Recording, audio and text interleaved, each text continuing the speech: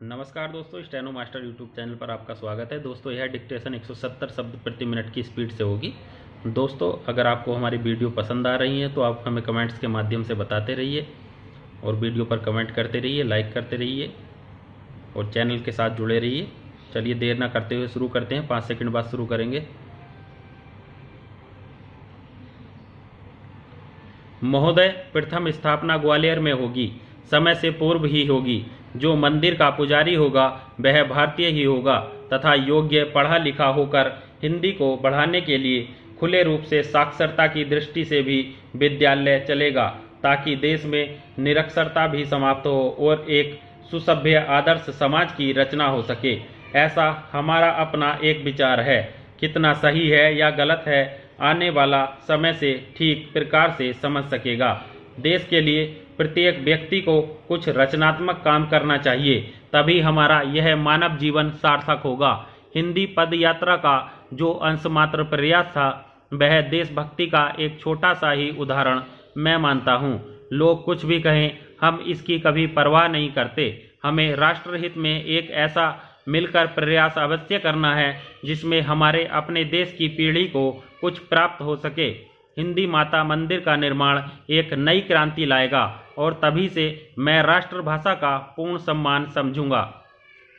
भारतीय संविधान के अनुच्छेद 343 में लिखा है कि संघ की राजभाषा हिंदी होगी। क्या दिल्ली में बैठे लोग यह नहीं देख रहे हैं कि सारी दिल्ली, जो देश की राजधानी है, अंग्रेजी के बोर्डों एवं कॉन्वेंट स्कूलों से पटी हुई है। समझ में नहीं आता कि संसद में बैठे मेरे भाई भारतीयता को क्यों भूल जाते हैं। अंग्रेजी का नशा उनके ऊपर सवार हो जाता है। अनुच्छेद 350 में लिखा है कि व्यथा के निवारण के लिए अभ्यवेदन में प्रयोग की जाने वाली भाषा हिंदी ही होगी। क्या पीड़ित व्यक्ति न्यायालयों में हिंदी का अभिवेदन देकर न्याय की मांग करने का कभी हकदार बनेगा या नहीं? अधिकांशतः आज स्थिति यह है कि हिंदी में कोई याचिका प्रस्तुत की जाती है तो उसे अस्वीकार कर दिया जाता है। एक तरफ तर्क यह दिया जाता है कि पत्रादि को भी न्यायालय याचिका के रूप में स्वीकार करेगा। सर्वोच्च न्यायालय के एक न्यायमूर्ति ने इस दिशा में कुछ प्रयास जरूर किए थे, मगर आज कुछ परिस्थितियों से परंपरा में बदलाव आ रहा है। चापलूसी और मुंह देखो परंपरा का निर्माण हो रहा है। ईमानदारी पर आए दिन प्रहार होते हैं। अनुच्छेद 350 के में देखिए, शिक्षा का स्तर अंग्रेजी हो रहा है। हिंदी माध्यम से गरीब परिवार के बालक बालिकाएं पढ़ते हैं। वीआईपी लोगों के लड़के कॉन्वेंट कॉलेजों में पढ़कर अंग्रेज बन रहे हैं। क्या यह 2 नंबरी अंग्रेजी फिर राष्ट्रभाषा हिंदी का सम्मान करेंगे?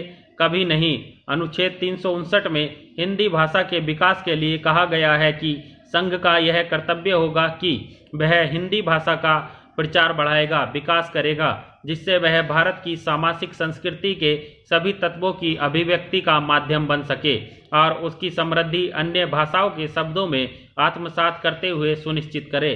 क्या हिंदी भाषा की समृद्धि हमें दिखाई दे रही है? कदम कदम पर हिंदी के अपमान का प्रमुख यह एक कारण पाश्चात्य संस्कृति ही मुझे दिखाई दे रहा है। अध्यक्ष महोदय, मानव संसाधन विकास मंत्रालय और कृषि मंत्रालय से संबंधित अनुदान की मांगों पर चर्चा में भाग लेने का मौका दिया जाने पर मैं उपाध्यक्ष महोदय को धन्यवाद देता हूं। ये मंत्रालय देश के विकास में एक महत्वपूर्ण भूमिका निभा रहे हैं। जल कृषि की आधारभूत आवश्यकता है।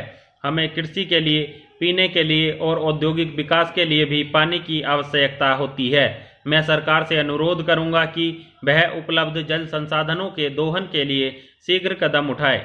इस देश में एक असंतुलन है। देश के एक भाग में पानी उपलब्ध है तो दूसरे भागों में पानी उपलब्ध नहीं है। हमें ऐसे कदम उठाने चाहिए जहां पानी उपलब्ध है, वहां से उसे ऐसी जगह ले जाएं जहां पानी उपलब्ध नहीं है। गंगा नदी को कावेरी से जोड़ने की मांग कई दशकों से की जा रही है। अगर यह किया जाता है तो यह दक्षिण के लोगों को, दक्षिण के किसानों को लाभ पहुंचाएगा। इसी तरह मुख्य नदियों को जोड़ना चाहिए। अगर ऐसा हुआ तो हम लोगों को पर्याप्त पानी दे सकते हैं। हम इस असंतुलन को भी हटा सकते हैं। इस संदर्भ में मैं यह भी सुझाव देना चाहता हूं कि महानदी को दक्षिण में ताम्बरवर्णी नदी के साथ जोड़ देना चाहिए।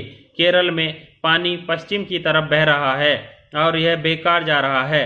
पश्चिम में बहने वाली नदी का पानी तमिलनाडु की तरफ मोड़ने से तमिलनाडु के किसानों को सहायता मिलेगी।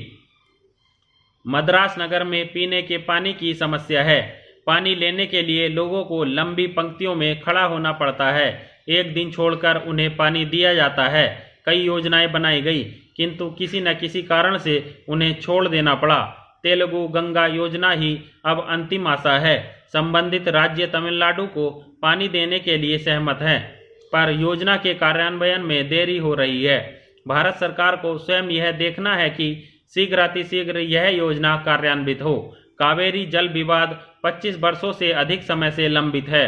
मुझे खुशी है कि उच्चतम न्यायालय ने न्यायाधिकरण के पक्ष में फैसला दिया है। इसने भारत सरकार को यह निर्देश भी दिया है कि न्यायाधिकरण का गठन 1 महीने के अंदर कर दिया जाए। मैं सभी संबंधित दलों से अनुरोध करता हूं कि वे इस सुझाव को मान लें और इस विवाद के शीघ्र निपटारे के लिए सहयोग करें। इस विवाद के लंबे खिंचने के कारण तमिलनाडु के कावेरी डेल्टा, विशेषकर तंजावुर जिले में कृषि बुरी तरह प्रभावित हुई है। लाखों व्यक्ति जो कृषि में लगे हुए थे, अब बेरोजगार हैं। उस क्षेत्र की अर्थव्यवस्था पूर्ण रूप से ढह गई है। तमिलनाडु को अपने हिस्से का पानी नहीं मिल रहा। इससे 1971-72 तक प्रतिवर्ष औसतन 380 टीएमसी पानी मिल रहा था। तत्पश्चात इसे कम कर दिया गया। अब हमें लगभग इसका तिहाई पानी मिल रहा है। तमिलनाडु सरकार ने 280 टीएमसी पानी की मांग की थी। अध्यक्ष महोदय, मैं सरकार को विश्व बैंक की सहायता से कावेरी डेल्टा के आधुनिकीकरण के प्रथम चरण को अनुमति देने के लिए धन्यवाद देना चाहूँगा। इसकी अनुमानित लागत 80 करोड़ रुपए है। अगर इसका क्रियान्वयन किया जाता है तो यह 70,000 हेक्टेयर जमीन को लाभ पहुंचाएगी। मैं सरकार से यह अनुरोध करूंगा कि वह यह सुनिश्चित करने के लिए सभी जरूरी कदम उठाए कि नवीनीकरण शीघ्रता से हो, वह उचित ढंग से कार्यान्वित हो। मैं कहना चाहूँगा कि हमने कृषि के क्षेत्र में बहुत प्रगति की है। इस क्षेत्र में हमारी उपलब्धियां असाधारण हैं और अपर्याप्त हैं। हालांकि किसान अभी भी खुश नहीं है, क्योंकि अपने उत्पादन के लिए उन्हें लाभकारी मूल्य नहीं मिल रहा। तमिलनाडु में किसान धान के प्रत्येक क्विंटल पर 250 रुपये के समर्थन मूल्य और गन्ने के प्रत्येक टन पर 500 रुपये समर्थन मूल्य की अपेक्षा करते हैं। अन्य उत्पादों पर भी सरकार द्वारा लाभकारी मूल्य निश्चित किया जाना चाहिए, ताकि किसानों को ऐसा मूल्य प्राप्त हो जिससे वे अपना निर्वाह कर सकें। हमारे पास तिलहन की कमी है। हमें इसके आयात पर निर्भर रहना पड़ता है। देश में तिलहन के उत्पादन के लिए हमें और प्रोत्साहन और सहायता देनी चाहिए। फिर कृषकों के ऋण के संबंध में जन मोर्चा ने वायदा किया था कि किसानों को 10,000 रुपये तक के ऋण से मुक्त कर दिया जाएगा। उन किसानों को जिन्होंने राष्ट्रीयकृत बैंकों, अनुसूचित बैंकों और सहकारी बैंकों से ऋण लिया था, इसका फायदा मिलना चाहिए। अब स्वेच्छाकृत बकायादारों और अन्य बकायादारों में भेद किया जा रहा है। उन्होंने 10,000 रुपये तक के ऋणों को ऋण मुक्त करने का निश्चय किया है। इसे लागू कर दिया जाना चाहिए। इसे ध्यान में रखा जाना चाहिए और इसका पालन किया जाना चाहिए और उसे स्वीकार कर लेना चाहिए। महोदय, मुझे बताया गया है कि कल और आज तमिलनाडु में भारी वर्षा हुई और तूफान आए। कल अवकाश है। मैं माननीय मंत्री से निवेदन करूंगा कि मद्रास और तमिलनाडु के अन्य भागों में बाढ़ से प्रभावित क्षेत्रों का निरीक्षण करें और सभी संभव सहायता करें और तमिलनाडु के लोगों को राहत पहुंचाने के लिए कदम उठाए जाएं। आदरणीय अध्यक्ष महोदय, आपने मुझे कृषि और जल संसाधन मंत्रालय पर बोलने का अवसर दिया। इसके लिए मैं आपका आभारी हूं। महोदय, भारतवर्ष कृषि प्रधान देश कहा जाता है और यह कहा जाता है कि यहाँ पर 80% लोग खेती करते हैं। इस देश की धरती बड़ी उपजाऊ है। मजदूर सस्ता मिलता है। किसान मेहनती, जाड़ा, गर्मी, बरसात के मौसम यहाँ पर हैं।